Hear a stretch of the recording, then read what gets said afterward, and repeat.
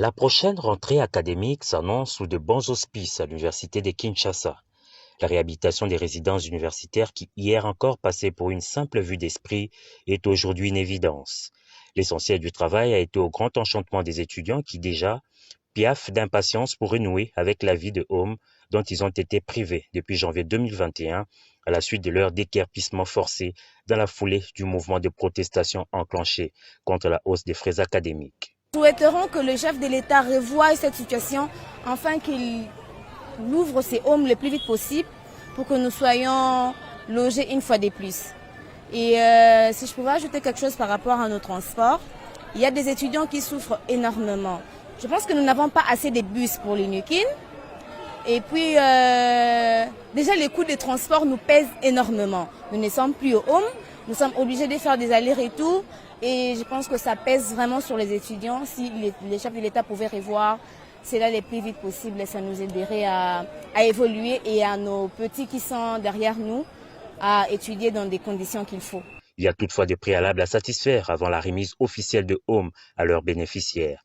Il s'agit entre autres de la problématique du transport qu'il faudra résoudre, mais aussi de l'épineuse question des étudiants étrangers sans famille d'accueil et en manque de logement à qui il faudra aussi offrir la possibilité de bénéficier d'un logement décent. Beaucoup d'étudiants de l'UNIKIN, certaines viennent de l'étranger. Et arrivés ici, ils n'ont pas de place fixe pour y habiter. Et avec cette idée de home, ils peuvent facilement être logés ici au home. Et après cela, après les études, ils peuvent aller rentrer dans leur province ou bien trouver un travail ici. En tout cas, c'est vraiment une idée qui nous a vraiment plu. Mais nous demandons à ce que les choses s'effacent rapidement pour que déjà les activités reprennent au home. Je suis un peu touché lorsqu'on a dit qu'il y aurait un peu des conditions pour les relogements. Parce que j'ai entendu parler, on dit seulement ceux qui sont venus des provinces, ceux qui sont handicapés et ceux qui sont des finalistes. Mais nous nous inquiétons sur ça en ce sens qu'il y a des étudiants qui sont en G1, ceux qui sont en G2, qui n'ont pas de famille ici. Et ils ne seront pas logés. Donc c'est ça vraiment un peu le problème général de tout le monde. Il y a un critérium maintenant fixé pour être logé. Par exemple, on ne pourra loger que 4 catégories d'étudiants. La première catégorie, ce sont les finalistes. On ne va loger que les étudiants finalistes et les étudiants pré-finalistes du second cycle. Ça, c'est de 1. De 2, on va loger les étrangers. Les étudiants étrangers. Ils seront logés. 3. On va loger les étudiants avec handicap qui entrent dans des cas sociaux. Et puis, 4. On va maintenant loger les étudiants qui apportent des preuves que leurs parents ne sont pas à Kinshasa, ils viennent des provinces, et cela est attesté par des documents propices, eh bien, ils viennent des provinces, et à ce moment-là, on peut les loger parce qu'ils n'ont pas de famille d'accueil à Kinshasa. Et ceux-là, ils vont être logés. Donc, je reprends bien les finalistes et les pré-finalistes, les étrangers, les étudiants étrangers, les étudiants avec handicap qui ne peuvent pas se battre pour avoir les transports le matin, venir à l'université, n'est-ce pas? Ils vont être logés, ce sont des cas sociaux. Et puis, les étudiants qui n'ont pas de famille ici et que cela soit prouvé, qui viennent des provinces, ils ont terminé en province, et ils viennent à Kinshasa que pour raison d'études, à ce moment-là, on va pouvoir les loger. Le home ne sont pas tous réhabilités. Il y a d'autres bâtiments qui ne sont pas encore réhabilités jusqu'à présent. Je cite par exemple le home 20 et le home 30. Jusqu'à présent, ce n'est pas encore réhabilité. Maintenant, je me demande, à la lueur où vont les choses, si déjà le home 20 et 30 ne sont pas encore réhabilités, ça va aller jusqu'à quand? Il y a 2 homes qui nécessitent que les travaux commencent. Il s'agit du home 20 et du home 30.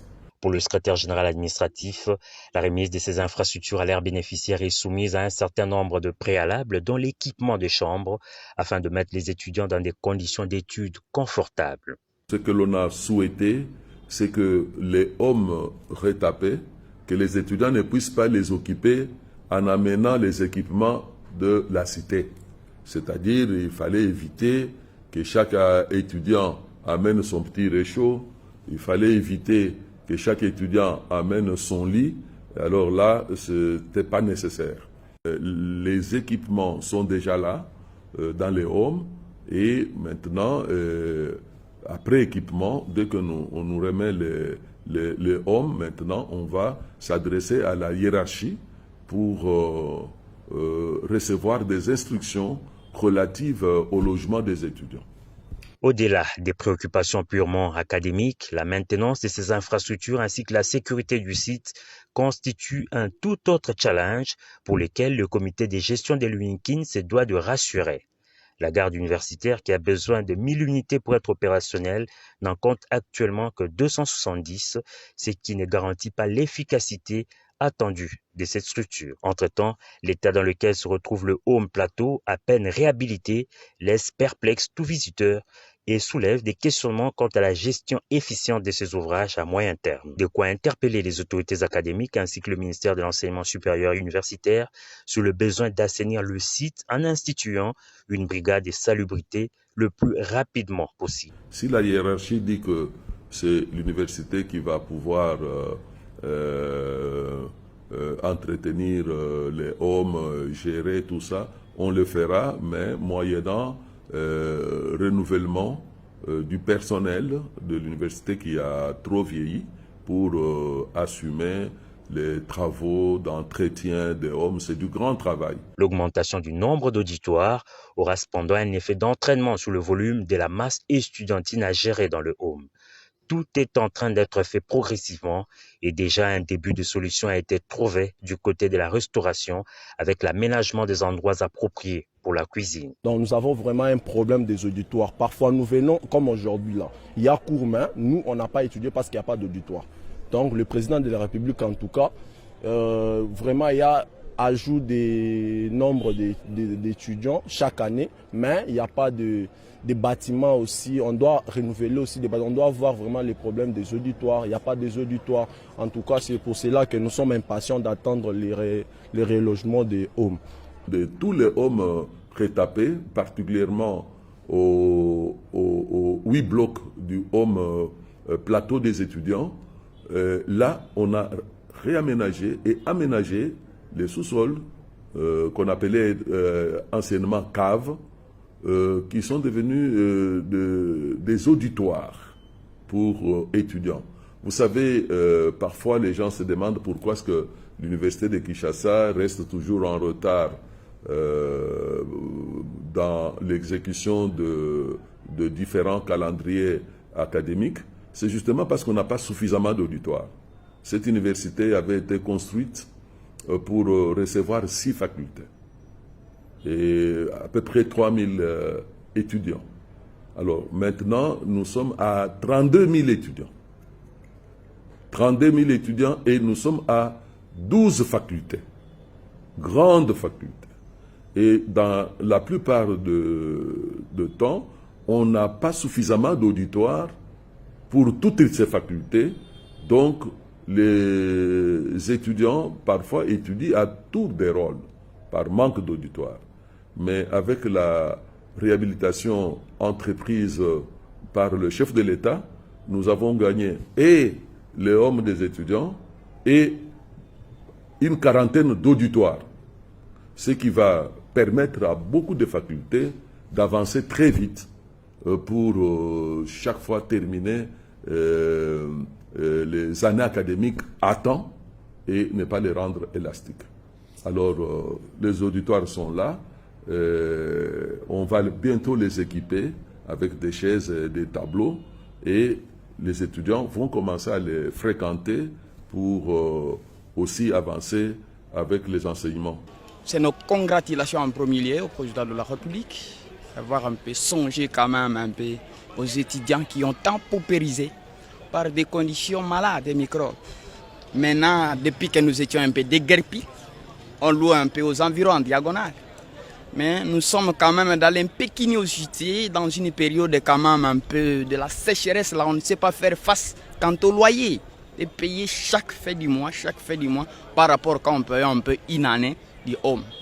Et chercher, le président peut revoir comment une mesure quand même un peu salvatrice, de bien vouloir quand même un peu répondre à nos désidératants, en nous accordant quand même un peu le timing, de bien vouloir quand même récupérer nos résidences. Parce que nous crapaillons à la cité, on ne sait pas faire face. Même pour étudier, bosser, ça cause un sérieux problème. Vous voyez qu'on ne sait pas faire face parce que, en quelque sorte, ça nous préjudicie. Ceux qui sont en GDG 3 et L1, je souhaiterais pour les homes qui sont déjà réhabilités, le home Plateau, le home Vatican, le home 80, le home, même le home 10, je souhaitais à ce que le président fasse d'une manière un peu plus vite pour loger certains étudiants qui souffrent depuis ce temps, qui souffrent même pour ce qu'on appelle le manque d'un logement. Là, nous passons vraiment une période très difficile de payer les loyers chaque fin du mois, donc c'est très difficile. Mais nous souhaitons les renouvellements du home pour nous permettre en fait aussi d'épargner quelque chose état étudiant. Au-delà de tout, les étudiants ont aussi leur part des responsabilités car il leur appartient de maintenir en état l'ouvrage mis à leur disposition en se soumettant au respect strict du règlement des résidences édicté par l'autorité académique. Quand ils rentreront, bien respecter les règles du jeu, les règlements de résidence qui est dans le vademecum du gestionnaire des institutions d'enseignement supérieur et universitaire, et ils doivent maintenir, n'est-ce pas, les installations propres, doivent jalousement garder leurs chambres propres et se soumettre à la discipline que nous imposerons. Parce que tout étudiant qui ne respectera pas le règlement, n'est-ce pas, de résidence, il sera complètement délogé. Il appartient aux autorités académiques et au gouvernement d'accélérer le processus de relogement des étudiants dans le home, de sorte à être en phase avec le programme quinquennal du chef de l'État, Félix-Antoine Tshisekedi Tshilombo, qui, en son point 8, prône l'éducation comme clé du changement et principal ascenseur social.